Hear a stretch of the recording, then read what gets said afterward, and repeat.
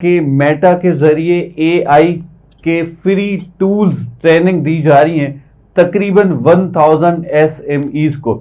یہ قدم کیسا دیکھتے ہیں؟ آپ کا کیا تجزیہ ہوگا پلیز؟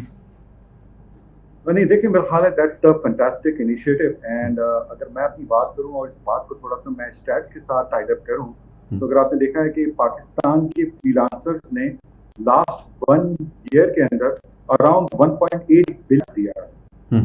یس، میں پھر سے ریپیٹ کرتا ہوں 1.8 بلین. That's a fact. اور یہ میرے فگرز نہیں ہیں، یہ اسٹیٹ بینک کے فگرز ہیں. بالکل. تو امیجن کریں کہ یہ یوتھ، اور کیونکہ ہماری یوتھ پاپولیشن ہے اراؤنڈ 60 to 65%، جو ہم یوتھ پاپولیشن، تو وہ انہی کورسز کو کر کے یا انہی چیزوں کی اپارچونیٹی کو اویل کر کے ہم کے اندر بھی اتنا زبردست کنٹریبیوشن کر رہے ہیں. تو جہاں تک آپ نے فیس بک کی بات کی ہے، ابھی جو میٹا 1000 اسکالرشپ جو دے رہے ہیں، یہ ریپیٹڈلی اسکالرشپس آتی رہتی ہیں.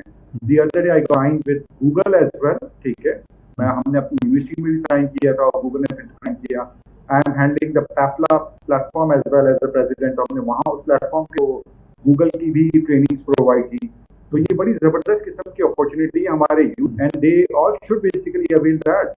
اگر آپ نوٹس کریں تو ابھی رائٹ ناؤ میں جو آپ سے وہ میں بات بھی اپنی ایک سیشن میں کر رہا ہوں جہاں پہ آپ کو جو سارے پیچھے اسٹوڈنٹس نظر آ رہے ہیں، یہ ڈیجیٹل مارکیٹنگ کے اسٹوڈنٹس ہیں. اینڈ آپ بلیو کریں، یہ وہ لوگ یہ چھوٹا چھوٹا کنٹریبیوشن کر رہے ہیں، اور یہ چھوٹا چھوٹا کنٹریبیوشن جو ہے وہ آج $1.8 بلین تک پہنچ گیا ہے.